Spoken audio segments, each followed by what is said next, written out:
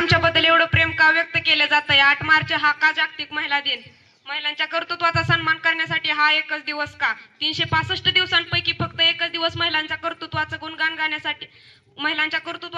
गाण्यासाठी का? या धाकधुकीच्या जीवनात फक्त त्यांना एक दिवस मुक्ततेसाठी दिला जातो का? आज आपला देश प्रगतीच्या दिशेने वाटचाल करतोय, पण समाजात जेवढं स्त्रीला महत्वाचं स्थान मिळावं तेवढं मिळत नाही. म्हणजे एका स्त्रीला, एका मुलीला गर्भातच मारलं जातंय, तिच्या जन्मा अगोदरच तिचं बालपण हिरावून घेतलं जातंय. त्यांना कोणी अधिकार दिला या लहानग्या जीवाला मुळापासून नष्ट करायचा? तेव्हा ती उमलती कळे तो उमलका लहान जीव आपल्या आईला बोलायचा. पुरुषत्वाच्या ओझ्याखाली लपलेल्या ह्या पुरुषत्वाच्या ओझ्याखाली ह्या लपलेल्या जगाला मला उघड्या अश्रूच्या नयनांनी बघायचंय. काळाच्या पडद्याआड दडवू नको आई, मला हे जग उघड्या डोळ्यांनी बघायचंय, मला हे जग उघड्या डोळ्यांनी बघायचंय. आपल्या आजकालच्या जगात म्हणतात मुलगा झालं तर चांगलं होईल पण मुलगी नको.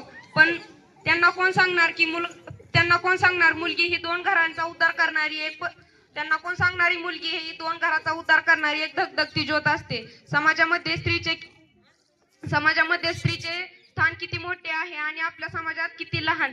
मग तरी पण आम्हाला मुलगाच हवा, कारण आपली संस्कृती पुरुष प्रधान संस्कृती ना. रात्री दारू पिऊन बायकोला मारायचं हीच का आपली पुरुष प्रधान संस्कृती?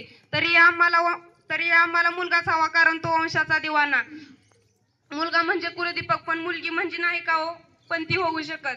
तिला पण हक्क आहे ना जगण्याचा. लक्षात ठेवा, डॉक्टर एपीजे अब्दुल कलाम म्हणतात, मंजिलें उन्हीं को मिलती है जिनके सपनों में जान होती है. यूं ही पंख होने से कुछ नहीं होता, हौसलों में उड़ान होनी चाहिए.